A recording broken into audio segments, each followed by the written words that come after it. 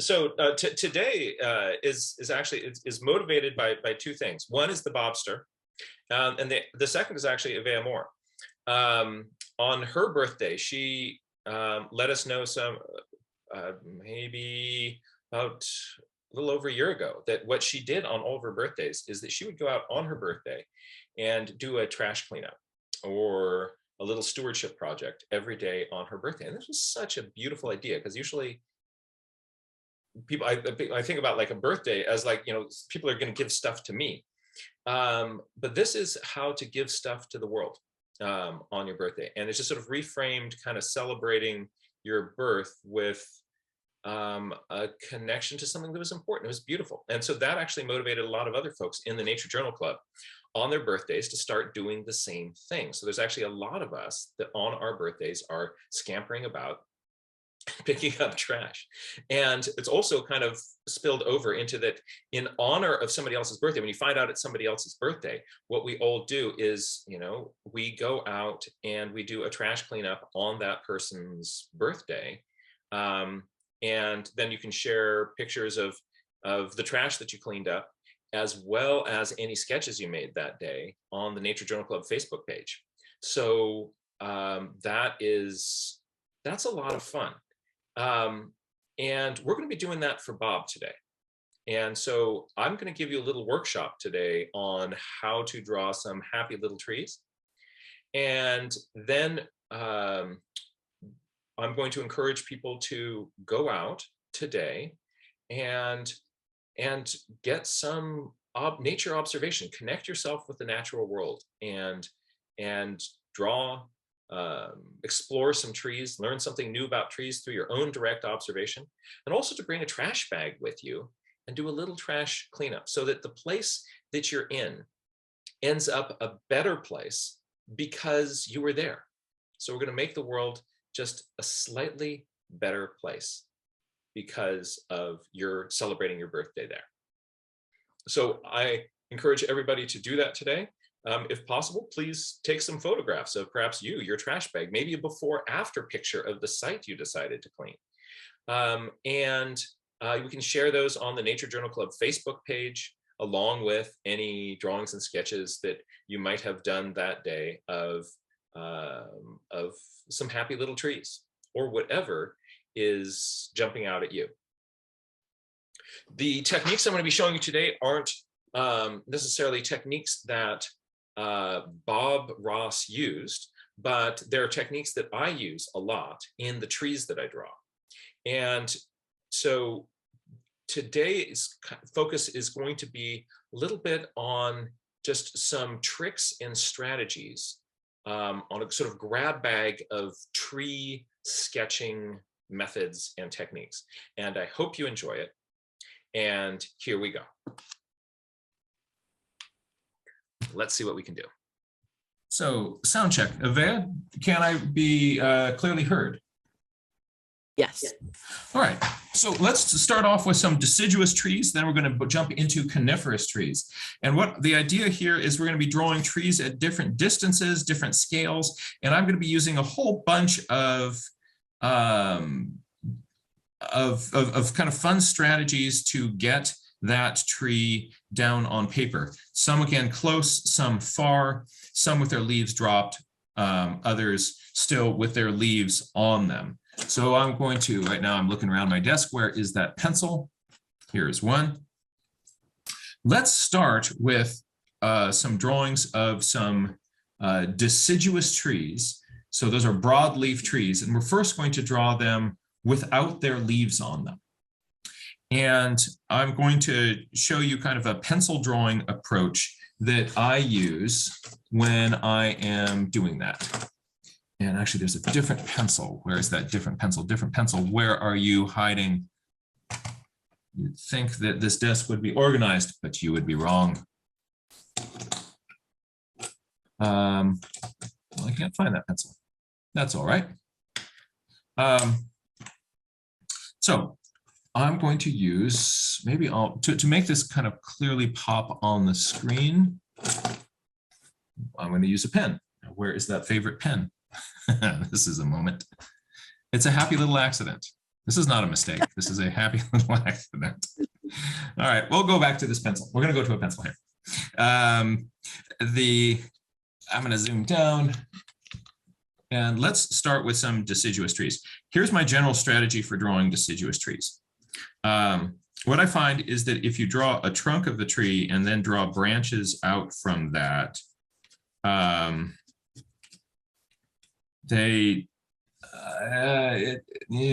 there's something that kind of goes south with my trees.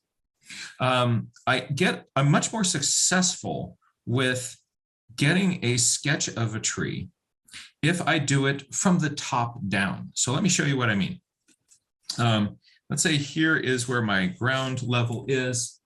And this is, if you look on the tops of a lot of deciduous trees, you'll see that the tops of the trees often make an arc, or sometimes sort of a series of arcs. As the branches come out, the little branchlets will often kind of end at the same sort of spot out there. At the same height. So I will first kind of just sort of mark in the boundary where my branches are going to stop. And this is also going to help me kind of get the spread of the tree. So initially I'm thinking about how wide is the tree compared to how tall it is. So here's my target of the ground, and here's where the top of my tree is. If it's a wider tree, I can do this, right? Just add another arc up there. Now what I'm going to do is, starting at these arc lines up here, I am going to lightly draw down from that line. And what I'm doing is I'm drawing a series of lines that kind of come down and then start to connect into each other. And so I can make some little lines that then connect into bigger lines. And I'm thinking of just sort of generally pulling them in to this same sort of trunky zone. And so here I'm going to come down to sort of fall from here. And as I'm out there, sort of the tips of those branches, very often my pencil lines are fairly light.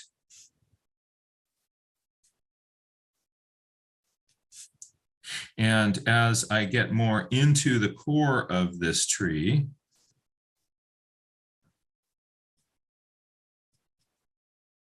I can start to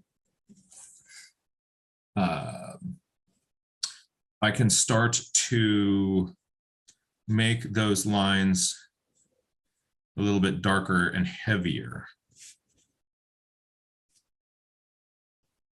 I'll then let's bring this all the way down to the ground here. You can put in some other branches that kind of didn't really make it.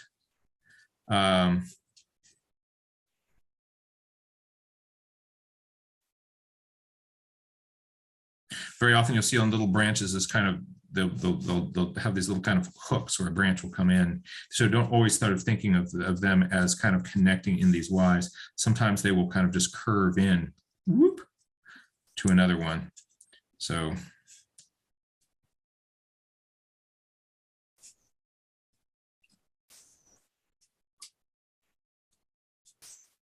and then I'm going to just put a little bit more darkness on one side of that tree.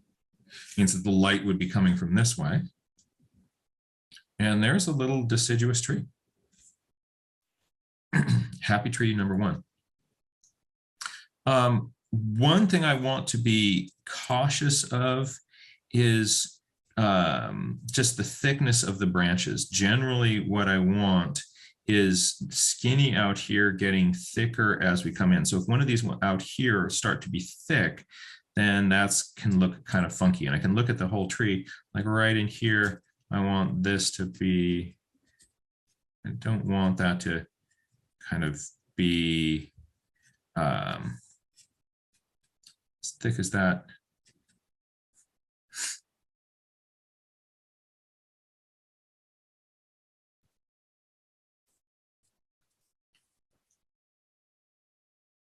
There's a tree.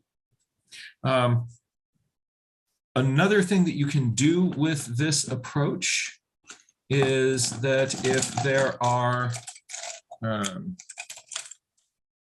want to suggest all those super skinny branches up at the top, you can take a smudger and just kind of lightly dust some of the outer edges there. So those now are the branches that are so skinny, we can't really see them as a line on the paper, but we can kind of get a sense of the tone of them. And then if there's, you know, there's more trees back here. And here's another tree. I'm just kind of coming down from the top of those lines and letting those kind of melt into each other and sort of stitch into each other. You know, if I'm out in the field really looking at real trees, what I'm doing is I'm looking at what are the steepnesses of the angles, what are the angles that they connect to each other. Some trees, the branches connect at a wide angle. Some trees, the branches connect at a really narrow angle. So an obtuse versus an acute angle. And so I'd be looking at what is really going on that tree, because a birch is going to be different than an elm, is going to be different than a sycamore. Let's put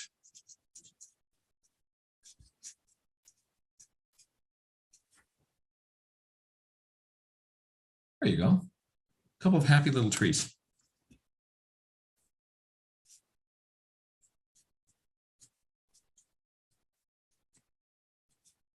In the background there's some more trees that are further away, and we can't really see the details of what is going on with those ones.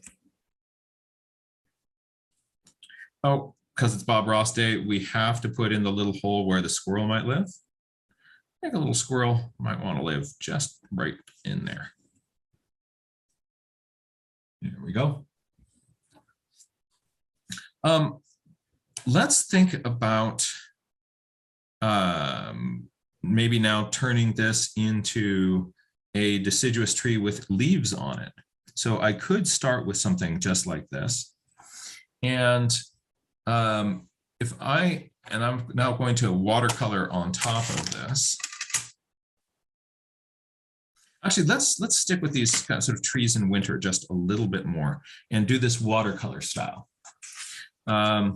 So if I am drawing some of these trees and I'm doing it as a watercolor drawing,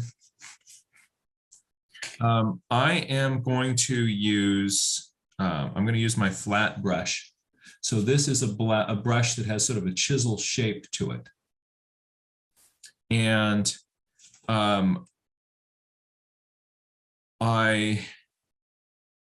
if I fan it with my fingers like that, I get these sort of multiple little lines. So that's what I'm going to do. I'm going to turn this brush kind of chisel-y, and I'm going to look out at the trees. Is there any kind of color? Is it sort of gray? Sometimes the tips of branches will have a little bit of color to them. Like some will be slightly reddish, some will be, well, here's my brush with paint on it. Let's check how much paint. All right. And I'm going to try to fan this with my fingers.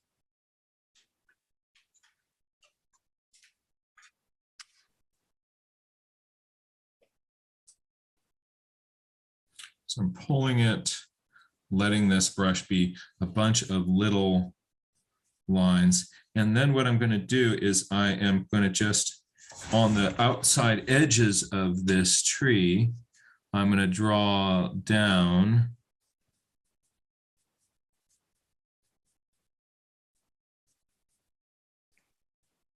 so that's that sort of zone of kind of smaller branches.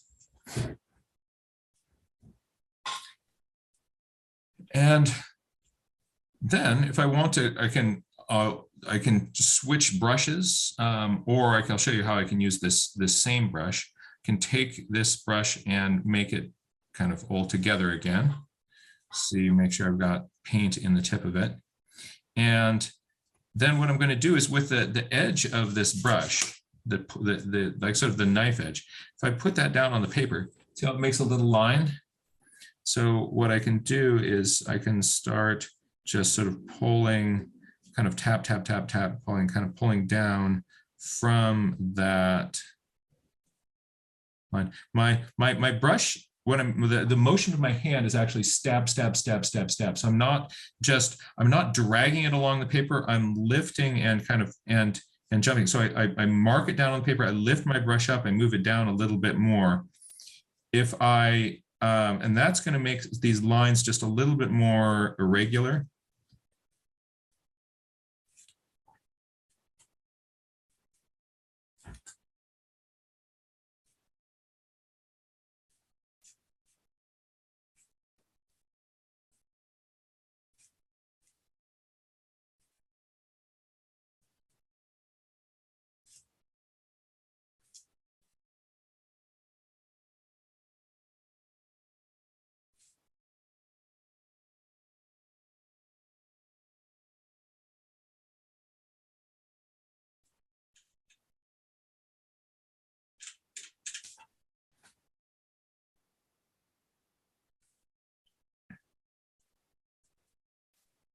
That gives me a sense of treeness. I'm switching colors now, just have a little bit of kind of darkish gray on my brush, and I'm coming back into this same tree.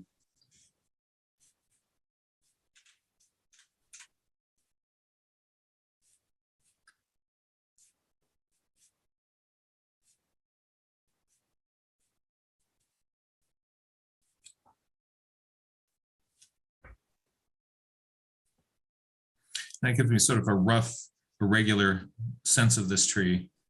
And it also doesn't take forever.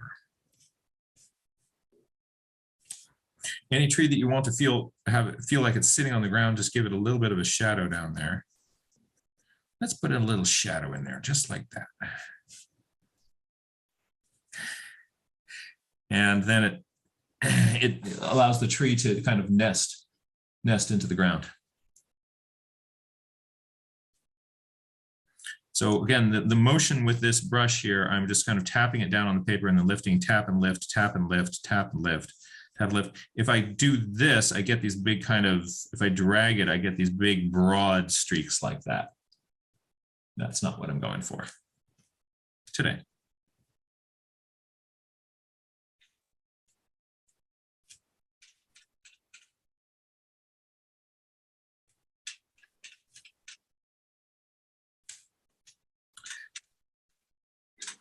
Let's think more about playing with some watercolor here and some deciduous trees, but now we're going to put leaves on them.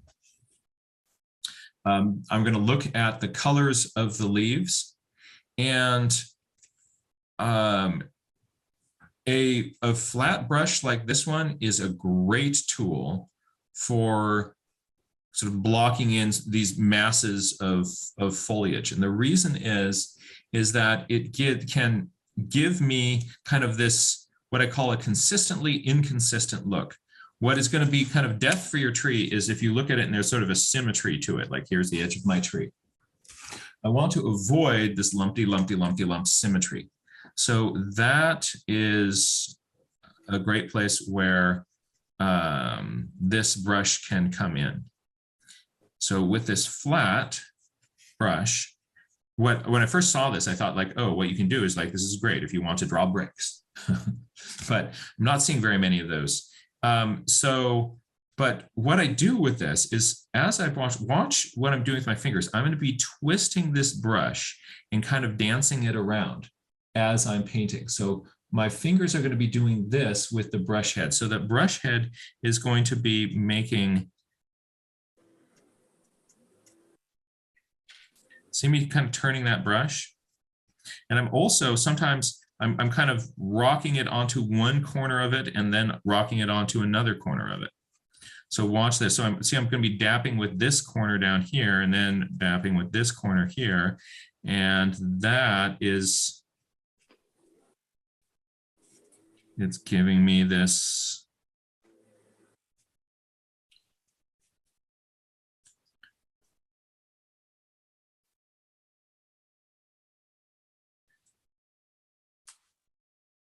Sort of leafy look.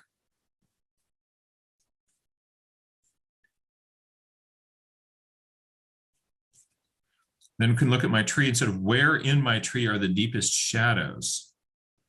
I'm going to get a little bit of some indanthrone blue on my brush, test that out on the side. Ooh, that's a much darker than I thought it would be. That's a little bit better. Good idea to test your colors off on the side before you jump in there. So if the light's coming this direction, that means that in this clump of foliage here, this zone here is going to be more in shadow, and this zone down here, that's going to be more in some shadow. But you see how those, because the paint's still wet there, the colors are blending into each other a little bit.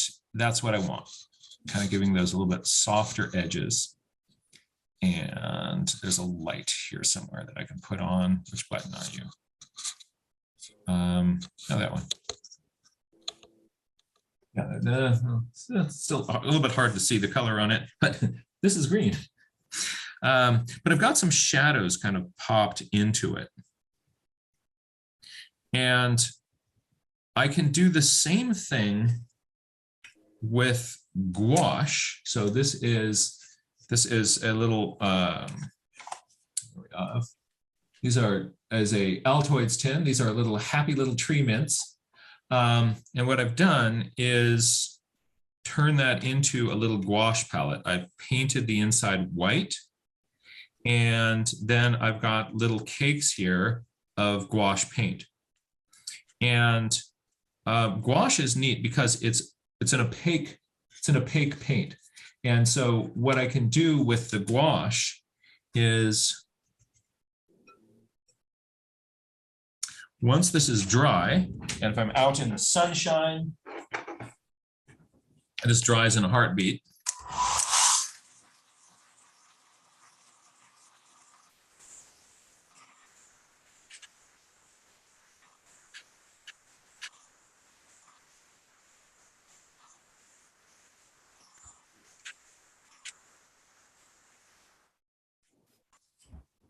there I go.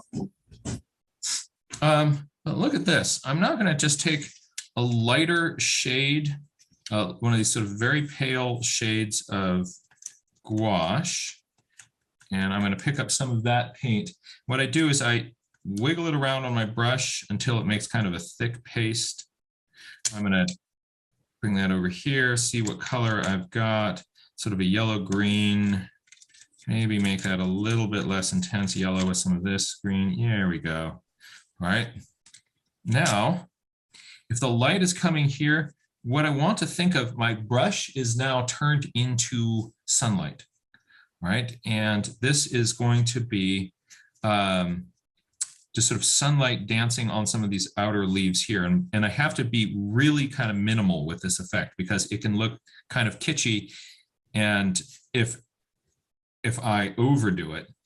On this brush here, if I spin the barrel of it here, it actually frays the tip out into this kind of squirrel tail effect. Look at that.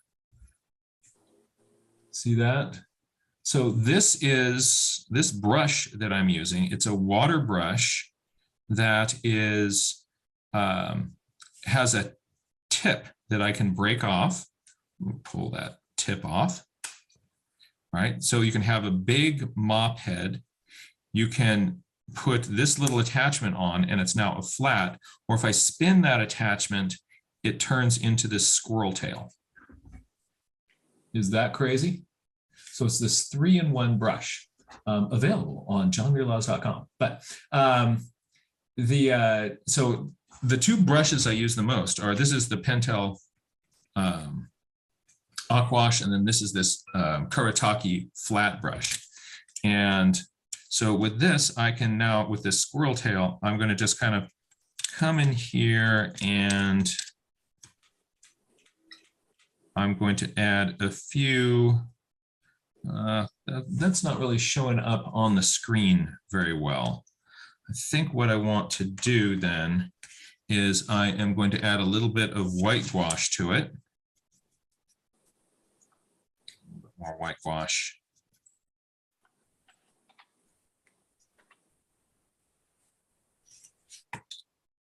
Oh, and I've got, it's way too wet. So you see how liquidy this is. So here's another happy little accident that we've had. I have made my paint a little bit too liquidy. For gouache to work with the way I want it to, I want my gouache to be fairly thick on the tip of my brush.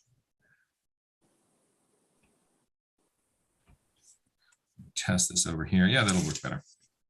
All right, so now I'm just going to kind of come in here and I'm tapping.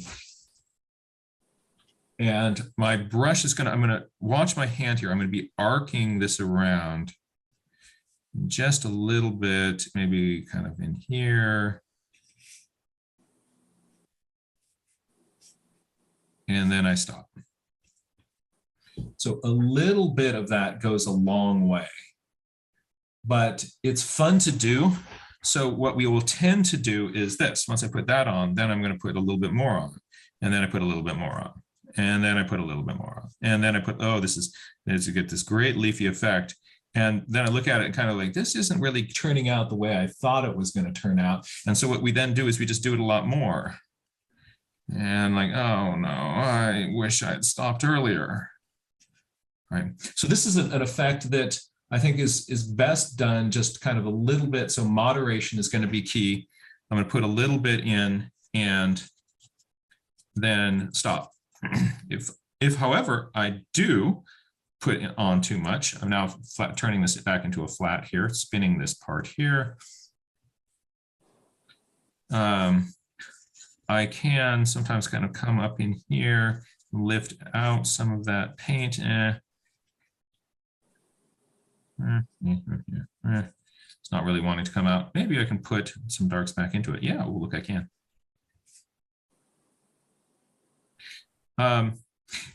The danger of this effect is that the bush or the treetop can end up looking a little bit too kind of stipply. And also the size of these little flecks that you're seeing in here suggests leaves. So if this is a bush that is fairly close to you, where those are the size of the leaves, that's great. But if that's a more distant tree, I now put these huge leaves on it. Right? So just sort of be aware that this texturing is going to suggest a leaf size. So people are going to see these little marks out here and see some of these marks in here, and they're like, oh, we're looking at leaves. To now turn this into a tree, I'm going to just draw some trunkage on it. And to kind of get trunky here, I can do that with a flat brush. It's surprising how much you can do with a flat brush. Clean this brush. I'm going to beat the devil out of this brush over here.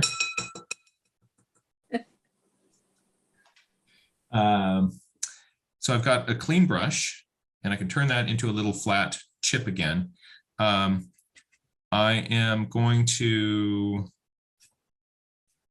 let's see, I don't want you to be, right now I want you to be not like that. So if you open your brush up and you kind of squirrel tail it, sometimes it takes a little bit to kind of get it back. What you want to do is sort of see which way do the fibers in this sort of most naturally lie, kind of like that.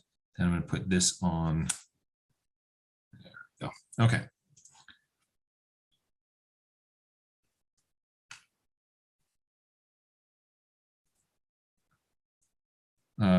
Test this off on the side here. So I'm kind of coming down.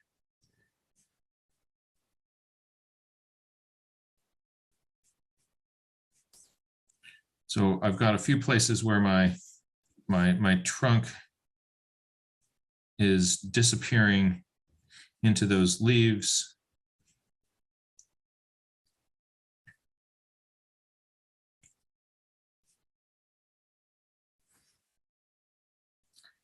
And that suggests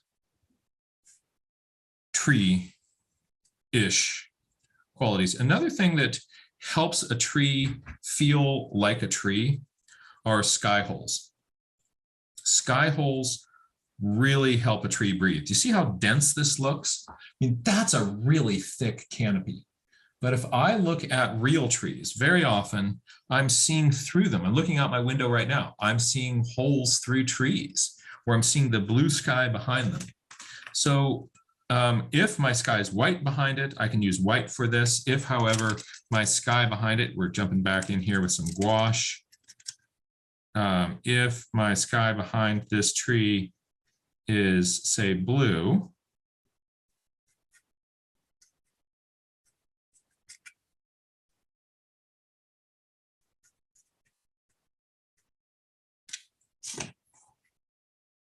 then my sky holes are going to be the same way. And look at how effective these are. I'm going to just mix up, here's some blue gouache, and I'm going to come over here and I'm going to pop in a sky hole. Right, there is a sky hole there. I'm going to put in a sky hole over here. I'm seeing some of the blue of that sky through the tree.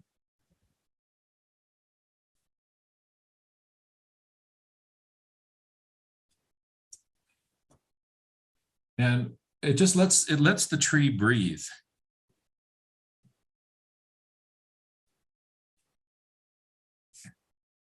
Some places where there's a big clump, maybe it's harder to see through there. Other places, you know, I'm seeing through that.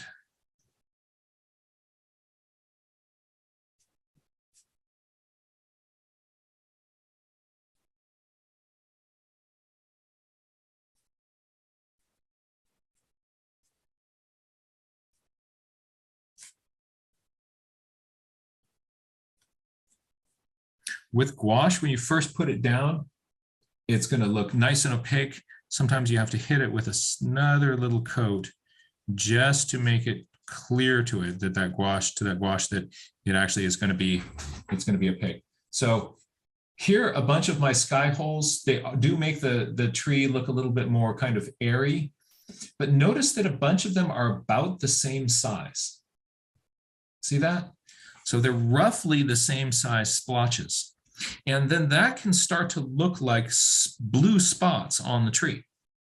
So instead, what I can do is I can unify some of those just by, I'm going to take these two, I'm going to bring them together, right? And the minute I start to kind of join some of those up, then I now have a variety of sizes and it looks a little bit more natural. The final thing I can do with these little sky holes is that sometimes you're seeing through a sky hole and there's a branch that goes across it. So what I'm going to do is, like up in here, there is a branch going like that.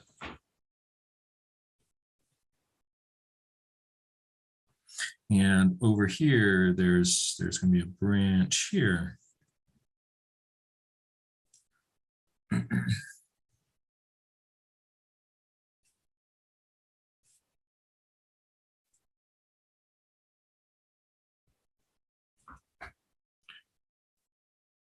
Some happy little tree going on there.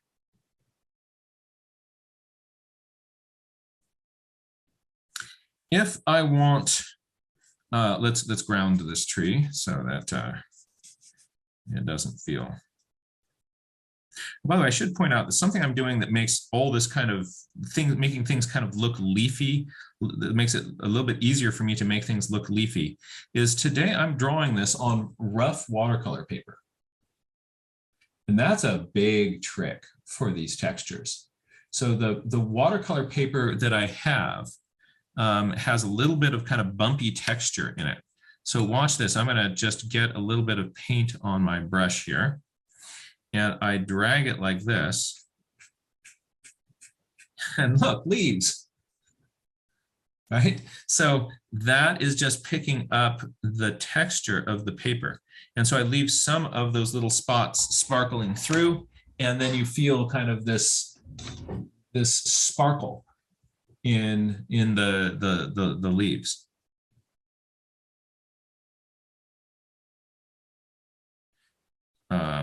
So that the texture of the paper does a lot to just give you the impression that you're looking at leaves. This part here just needs a slight little dry brush of this texture in it, and then look, oh, it's all little leaves in there.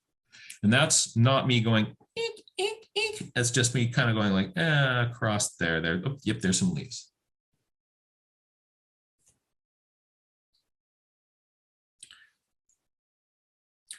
Let's think conifers for a moment.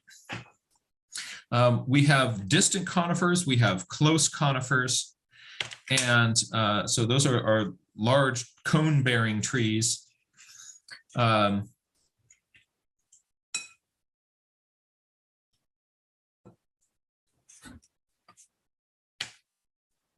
of my favorite techniques for distant conifers is the down arrow technique. And I want to show you how that works. Let's say I've got a distant forest of coniferous trees. What I'm going to do, and they're going to be, I'm seeing this kind of out along a meadow edge, and there's going to be some trees kind of coming down. Sort of, this is the area that's going to be occupied by trees, and then somewhere back in this meadow, there's another kind of far side of the meadow, and there's some more coniferous trees back there.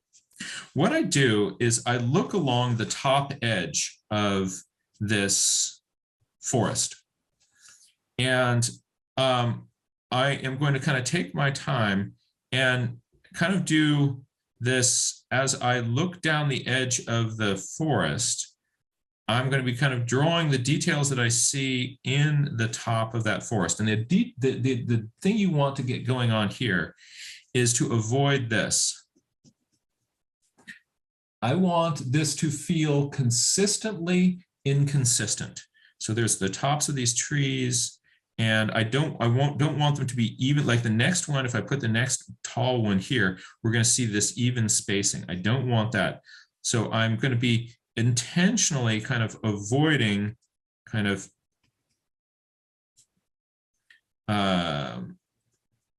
that kind of symmetry, but I spend a little bit more time with this sort of tree edge. Different species of trees, the top edge of those are going to look different ways. So if it's all kind of maybe lodgepole pines, then maybe they're more kind of dense at the tops of them, like that. This might be a fir of some sort, or spruce. Yeah, there's a spruce tree. So different species of trees, the top edges of them are going to look different. So I kind of go for this squiggle of kind of consistently inconsistent kind of top of the forest edge. Then we're going to come out to the last little tree at the forest edge. It's just starting to grow up here. And here I'm going to kind of slow down, and my pencil is going to be swinging back and forth, making this kind of consistently inconsistent. But here, right here on the edge, I actually drew a tree. See that? So here's a whole tree kind of coming down. These aren't. These are just some tree tops. And now it's going to take a lot of time if I were to draw a whole bunch of trees in here, but I'm not. I'm going to get this kind of quick effect that there's a bunch of trees in here. And over here, it's going to go trees straight down. Over in this part, there's going to be a few kind of shrubs or willows along the edge of it. Kind of, again, a consistently little inconsistent line there. It's going to be a place where I see some shrubs at the edge. They have a little bit more of a shadow underneath them. So I'm going to block that in here. So that kind of grounds that little willow thing to the ground. To the bottom, I'm going to punch in a few little darks. But now what do I do with this space here? Here's this really fun, really fast way of handling that. And what I'm going to do is I am going to draw some downward tornadoes like that. And I could really just do this anywhere along here. Avea, unmute yourself. And when you say stop, I'm going to stop my pencil. You ready? Ready. Stop. Okay. You said stop right here. So this is going to be where I'm going to make a downward tornado.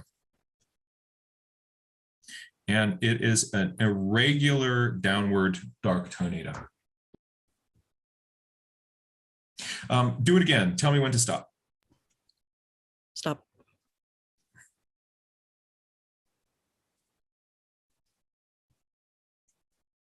Let's do it again. Stop.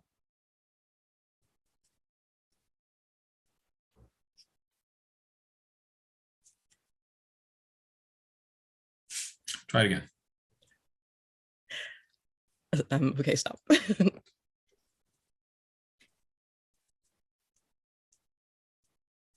And what these do, as you kind of make more of these in there, some big ones, some small ones, I'm going to now add in a few little tiny ones.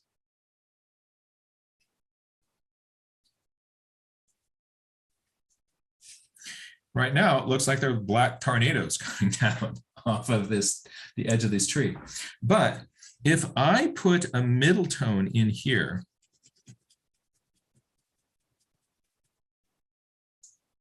that is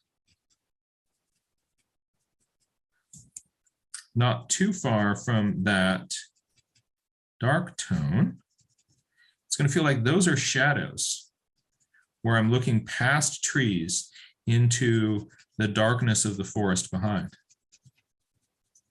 And because I had a shadow over here and a shadow over here, all of a sudden this becomes kind of the shape of a tree.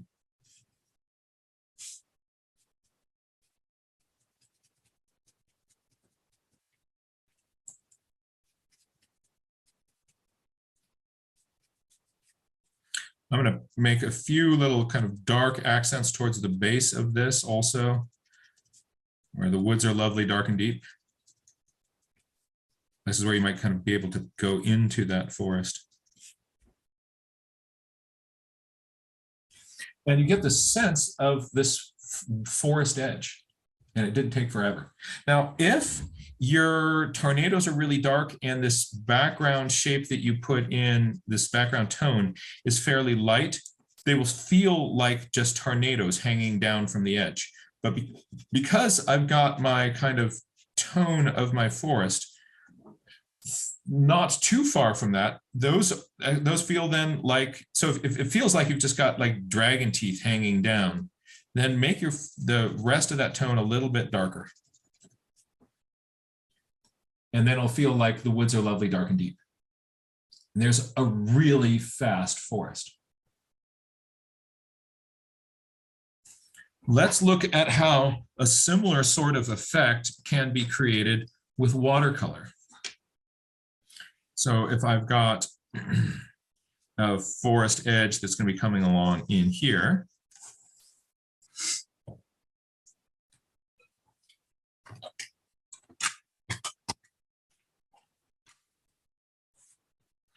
I am going to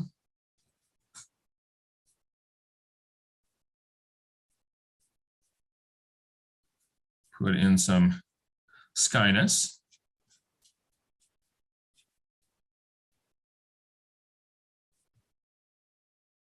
If I've tried to put in sky around a forest that I'd already put in, I can really let my sky come down here into my forest. That's not going to be a problem.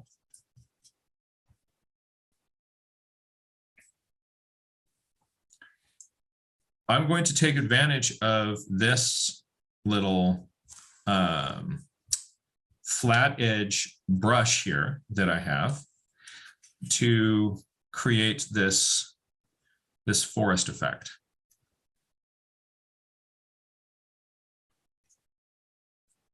I am over on the side here, I'm getting a little bit of some dark green and some dark blue here. This is in Dathrone blue. Ray Bonto and I love that color.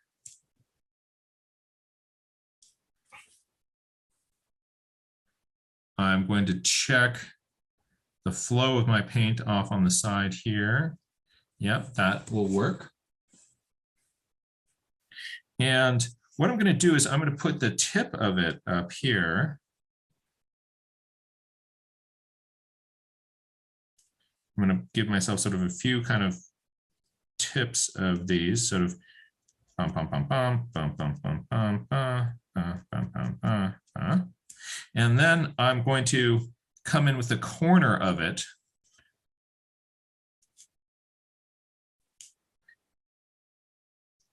to start kind of giving myself some horizontals on that.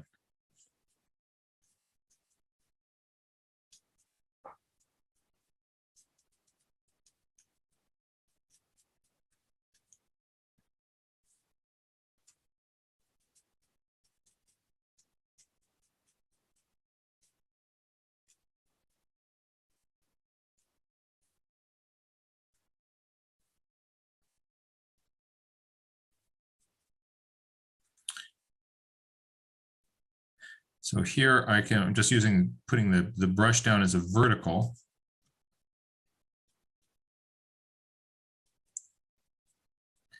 And let's say there are some willows towards the forest edge down here that are starting to turn yellow and orange.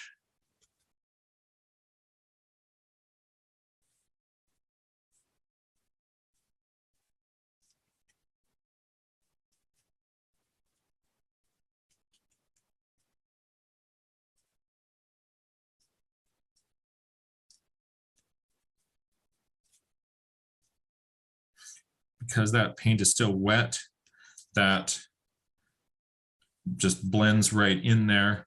I'm going to get a little bit of kind of a dark brown, kind of tuck it in underneath these willows.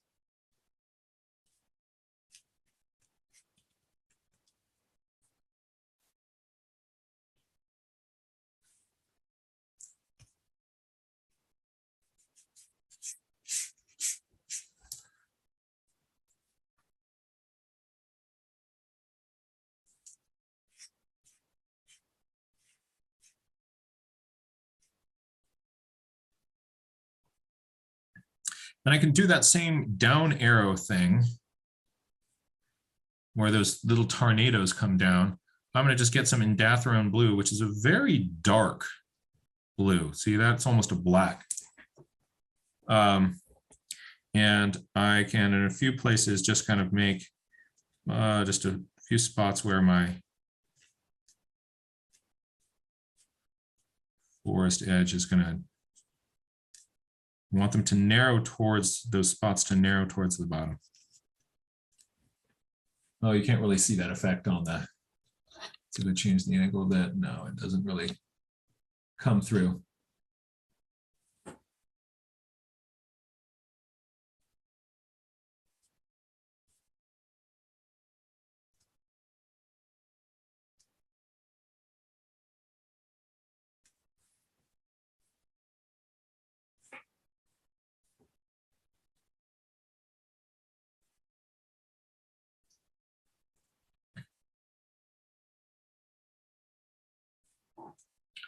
But that brush can, give me a sense of distant coniferous trees.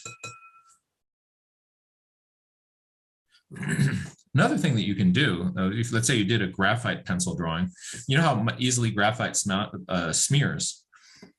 If you just put a coat of watercolor on top of graphite, it doesn't smear as much. So what I can do, since I've got this here with all my colors and values in, I might be able just to come over that and tint it, just like people would tint a photograph. And what this tinting will also do is, so you can still see those darks through it. It's going to make this less smudgy. I like less smudgy.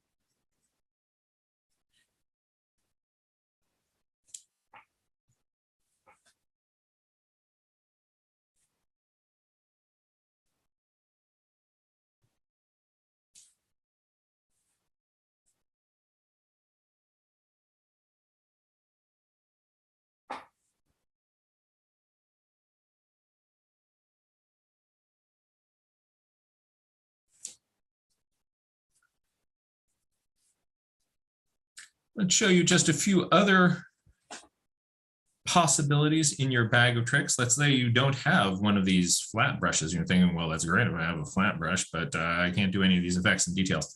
It's all right. It's all right. Because check this out.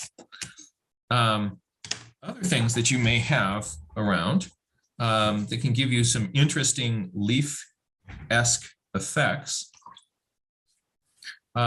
include a natural sponge. So do you have a natural, a natural sponge? Do you have a natural sponge anywhere in your house? If so, you can grab part of that. And this makes some really interesting leafy effects. And you can do this with watercolor, or you can do this with gouache. So I am going to, and this is another thing where it's going to create a texture that is going to suggest leaves. So at the wrong scale, it'll look like, oh, that doesn't look like a distant tree. That looks like you just took a sponge and kind of dapped at something. But let's take a look at, I am just rubbing my sponge into some of my paint, damp sponge. And now I have paint on my sponge. And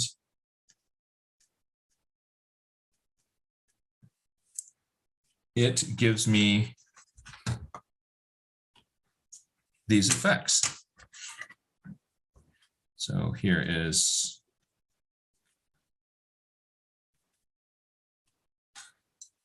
this is another one of these things where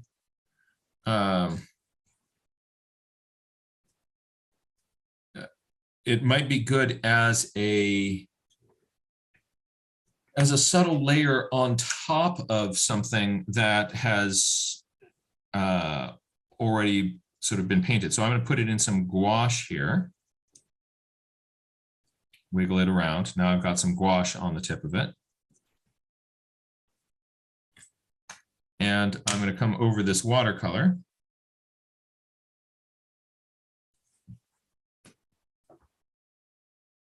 And I can get these, but you see how this is suggesting sizes of leaves. So for really distant trees, this is not going to really be the right tool.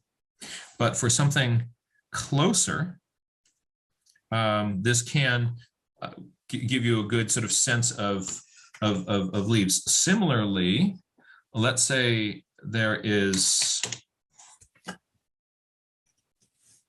I have a scene that I'm painting, and there are trees that are close to me, and they have some, leaves going out. There's going to be a big tree in here, and it's going to have leaves, and then further back here, there's going to be the rest of my forest. All right.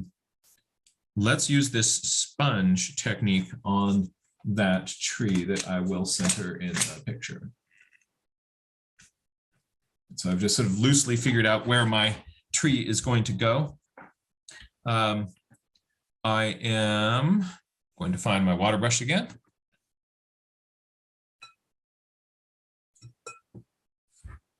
I'm going to take the tip of this off so I have a big mop head brush.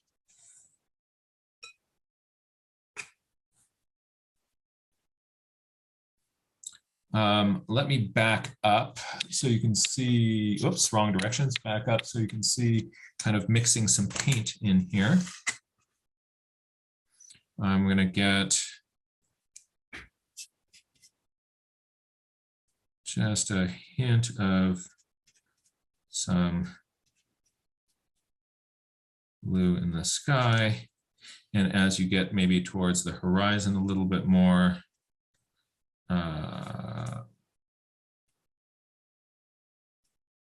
some brownish ochre.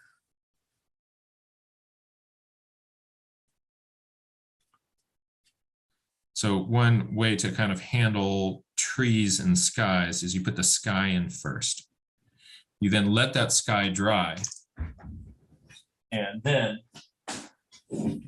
you'll be able to get all leafy on top of that. Ooh, actually, while that's still wet, Back here is a sort of lovely little autumn wood, and it is, I'm going to do that while it's still wet, and it's going to make this sort of soft edge on that. Let's zoom down. I'm going to intentionally make this kind of a softer edge.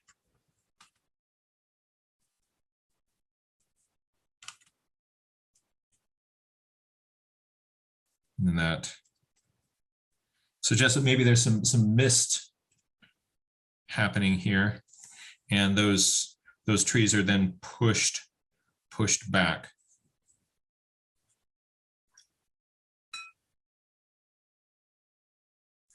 Now up here, I'm going to dry my sky.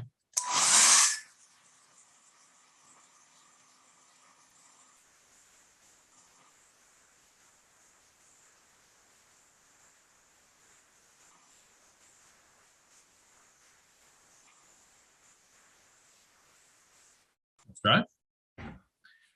Let's say this is also an autumn foliage tree. I'm just going to use my regular brush and put in, let's see what color this is. Maybe I want that a little bit. I am going to, there's a mass of leaves up in here. There's a mass of leaves in here. And what I'm doing is I'm just sort of splatting it around. You can even use a big brush like this for this sort of thing. Let me just dab that in there. We'll see what kind of effect. Bob Ross was always using those great big brushes.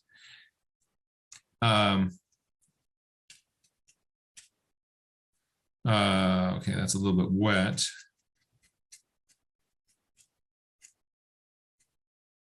But you see how it gives you that kind of regularly irregular effect, what I call consistently inconsistent. And it doesn't look like, if I tried to like do this carefully with this brush, it's not, I'm not going to get that same kind of sense of randomness in it. I am going to get this, the deliberate choices that I make often give me less of kind of a leafy look than when I'm doing something completely random, like taking this great big brush and putting some paint on there. Dry this.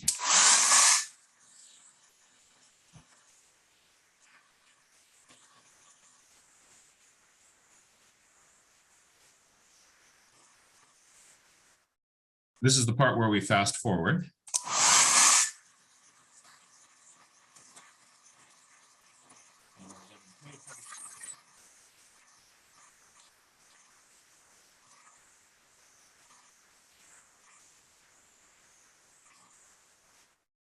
And I'm going to call that good enough. It's still wet, but I'm going to now take a little piece of natural sponge,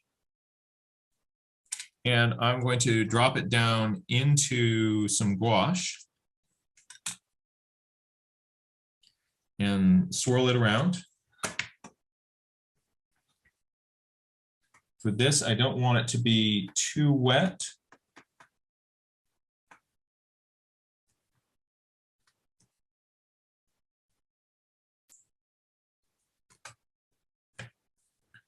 So I've got a little sponge with some, let's see what that does. All right, I'm going to get it a little bit more intense by just bringing it back into the paint. And I'm just there with my fingers wiggling around. You'll get your fingers dirty doing this. All right, a little bit of light brown, a little bit of orange. Test that out. Okay. Now, I am going to put some of that on top of this.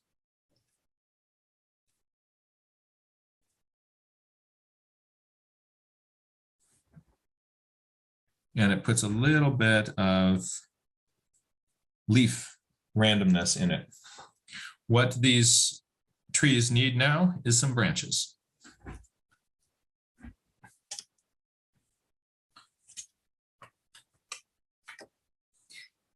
some places these branches are going to be obscured by the, some places the branches are going to be obscured by the clusters of leaves in front of them. And other places you're going to see those branches going through. So I'm going to mix up sort of a dull purplish gray mixture because I love purplish gray. And if I've got a branch that's coming down here, some places you're going to see it and other places it's going to disappear. But I'm now just going to do that same thing where I am kind of starting at the top and coming down. And there are places where I'm going to be seeing my branches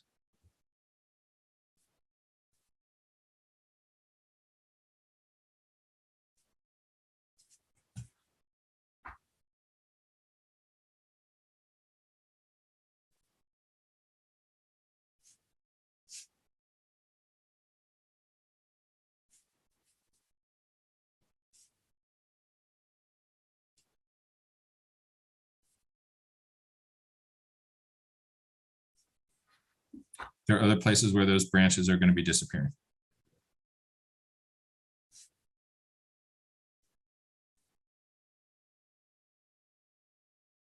Going to let that rough texture of the paper take over down there.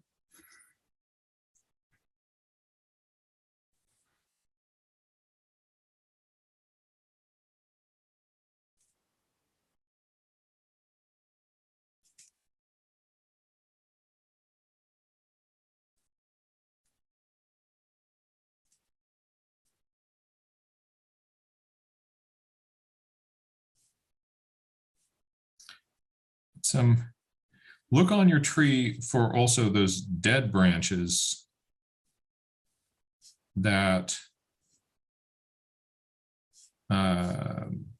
really help us kind of see this as, see there's that little kind of hook loop effect, that kind of curve you see in a lot of branches.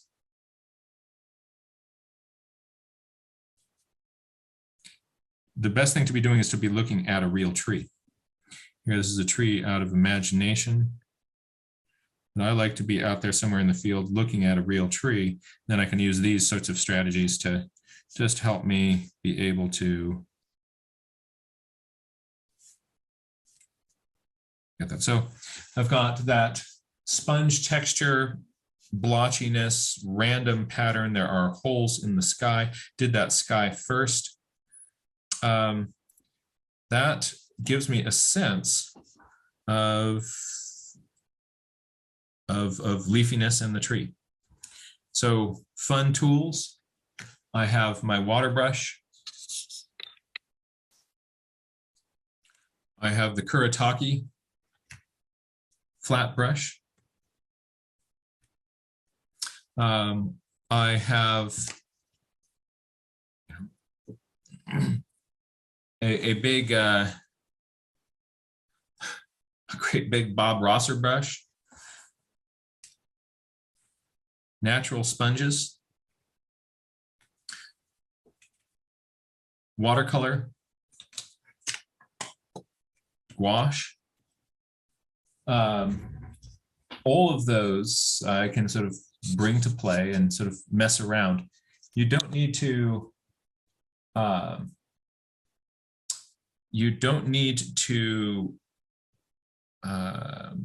run out and get all these different kinds of tools, but just sort of be aware that there's lots of ways to kind of approach these woods, and it's fun to do.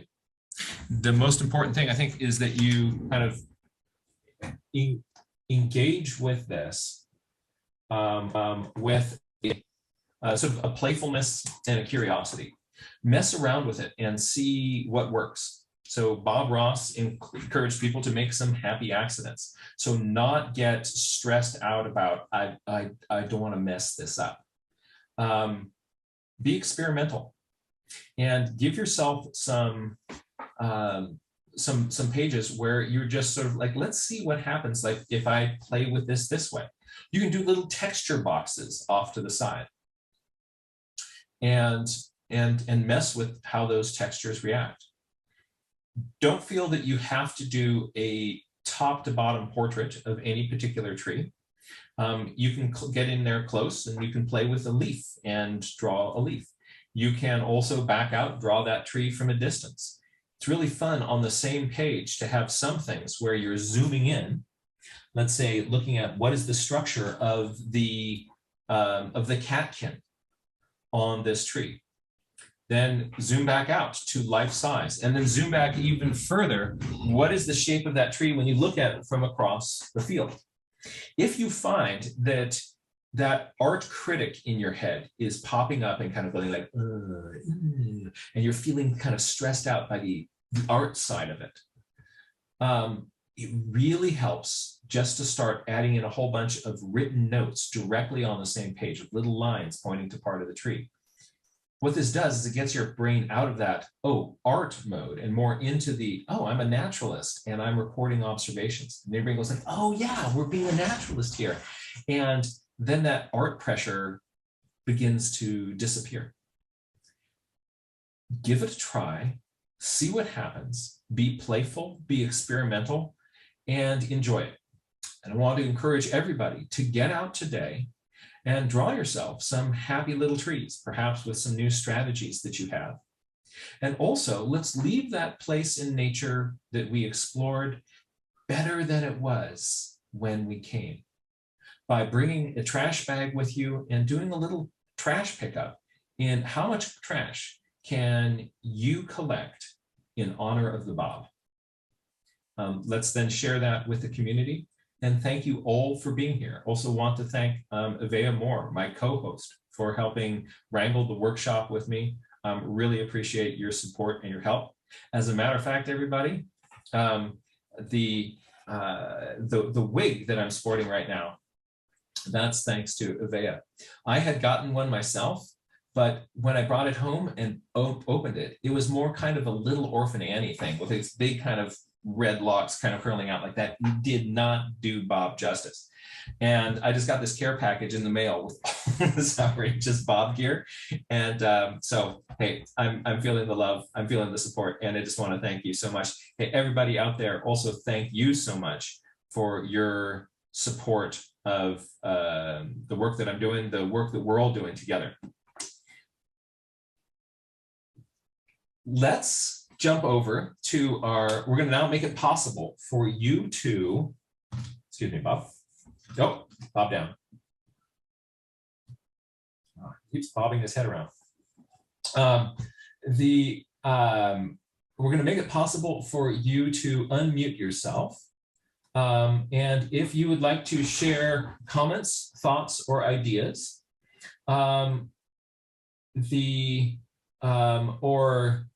questions or other things, I want to encourage you to do so. Let me see here. You can now unmute yourself. So if anybody has any question or Bob swag that you wanted to share, all you have to do is wave at your screen. Margaret, I love that screensaver behind you. Or not screensaver, but the Bob background. Judy's also sporting the Bob background. This is nice. That's a good look. Judy, do you have, does anybody have would like to unmute themselves? You can. Let's jump over to Judy. Hey there, Judy. I'm afraid for us to see your there picture. it is. Oh, darn, that background is making this hard to see. I was Yes, trying to hold up. we see you've drawn a mountain with trees. Bob is interfering, I'm afraid. But I had a great time today, and I feel like I really learned that Coniferous landscape. I felt that was just great. That's what I was trying to show you, but oh well. Yeah, when you get that sort of middle tone closer to the value of those tornadoes coming down, all of a sudden it pulls it all together and holds it together as this forest instead of sort of a place with the little dark spikes sticking down. Oh, now we'll be able to see it. Now you'll be able to see, yes. Oh, yes. So that worked out with the Adacthrone blue, given the dark, and it came out really good. I really like it. Oh, that is really fun. That's really fun. Thank you. Yes. So we've got, you can really sort of see the impact of what Judy did is she pushed those darks, and that really makes those woods feel rich and deep. Could we go hold that up one more time? So notice that you push the darks, and all of that makes such a difference in that. I like the way that the wet and wet of the willows in the front are blending into those trees as well. And then you've got the contrast of sort of harder edges on those blues, the daffodil blue coming in. Yeah, that daffodil blue was straight out of the tube to get it that dark. Yeah. Yeah, that's a powerful color. I love it. You know, when you want to go dark, go blue. Thank you, Judy. Thank you.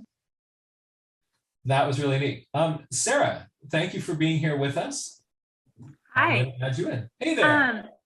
Well, I got a question and I saw it come up in the chat as well, is how do we add lichen to a tree trunk or branches? And I'm thinking both the lichen that actually grows on the bark, but also lace lichen that hangs down.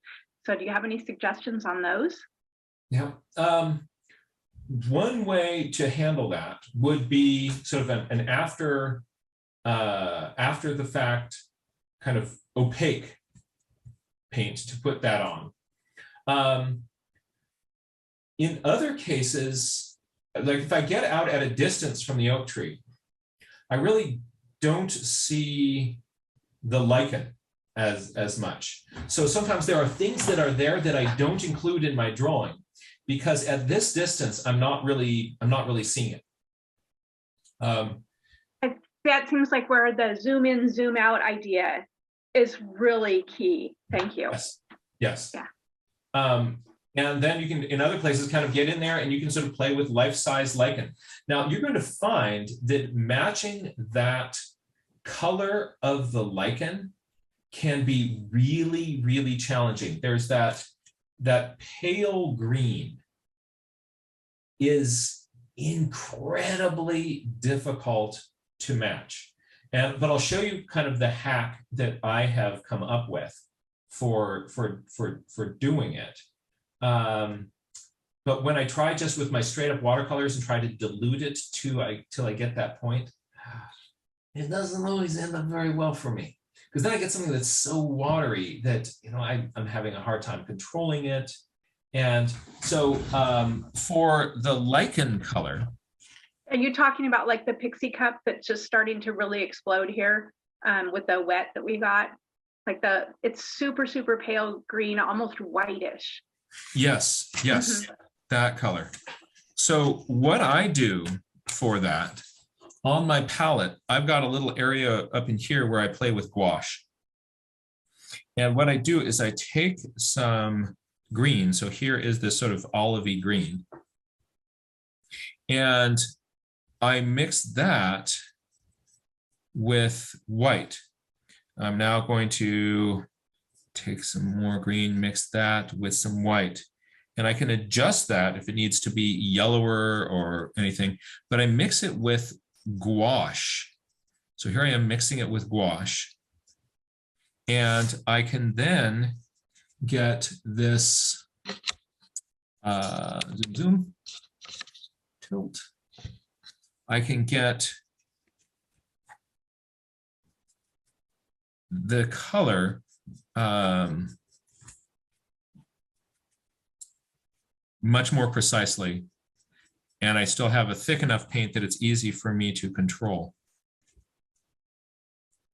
So for me, I know that I should be able to do everything just by adding water with straight up watercolors, but very often if I'm drawing, say, sagebrush or lichen, I love, it makes things so much easier for me to mix in with some gouache to get those really pale ghosty greens.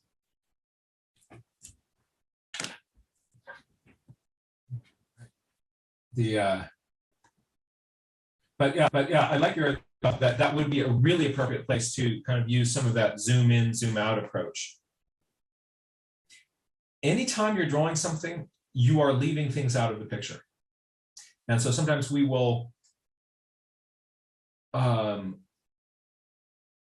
include more than we can actually really, the resolution at a distance, because we know that it's there. So people will often, for instance, put in the eyes of birds on birds that are so far away where they can't see the eyes. Or they're drawing a deer, it's across the valley there, and then they get in there and they draw a little eye on it. And it makes the drawing then look kind of cartoony.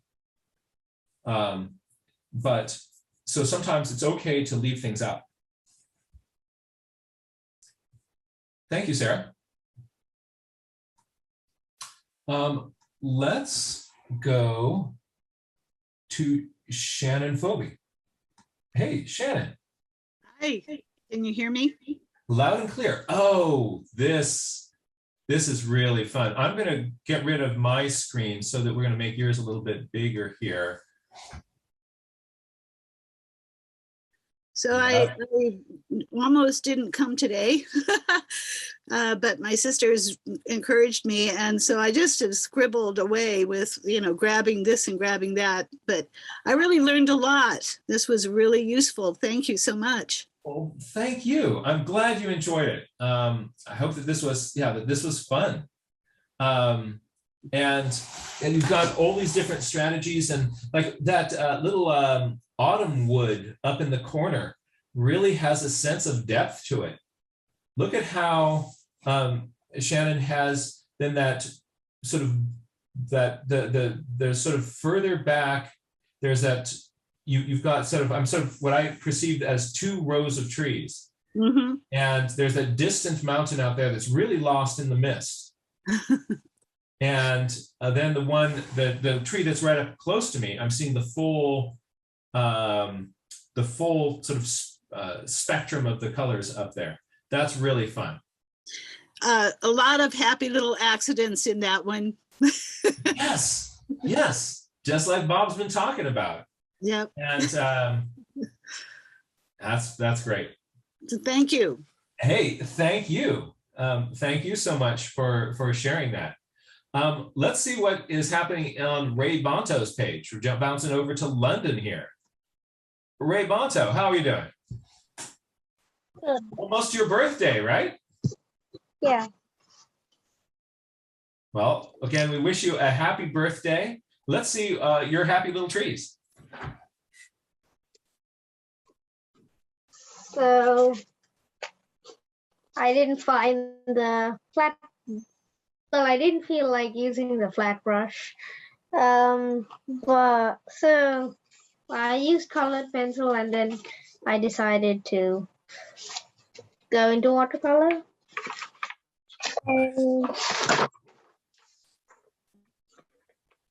And then this one sort of has a feeling like there's a mist rising off the meadow that we're in as we look back at those trees. That's another one of these kind of happy accidents. If I now say I'm going to go intend to draw mist rising over the meadow, I don't know if I'm going to be able to capture it, but this really feels like that. And when you get something like that, then you get to take full credit for it. Thank you. Thank you. Really fun to see that. I'm going to bounce over to the gallery view. Does anybody else have some tree things that they wanted to share? Thoughts, comments, or ideas that you think would be sort of relevant for the community? Oh, Vea. I just wanted to say I just posted the link into the chat. Amy Sides had to leave early, but she wanted me to pass along a Bob Ross remix. So I think that somebody used some of his quotes to make songs out of it. So you can check that out into the chat, which looked really fun.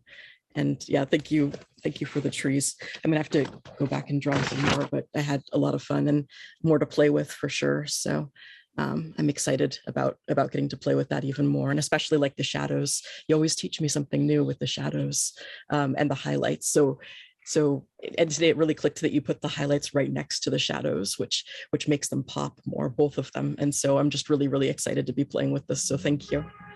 Oh, that's great. That's really, really fun. Well, thank you so much also for your help and support with these workshops. I'm always happy to help.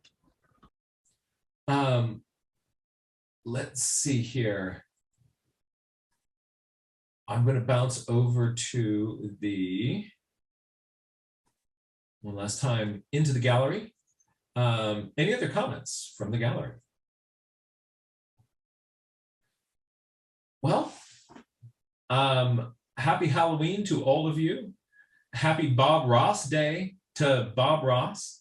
And I also just for extra points, so Jim, I'm talking to you. Should you get out there sketching today, I want to encourage you to bring the wig. Okay, thank you. So yeah, anybody, we can go out like this and just kind of get our bob on, and let's make the most of this day. Thank you all, dear friends. And bye-bye. Ta-ta. Bye. Take care. Thank you. Bye. Bye, Bob. Bye. Thank you. I'll see you all later.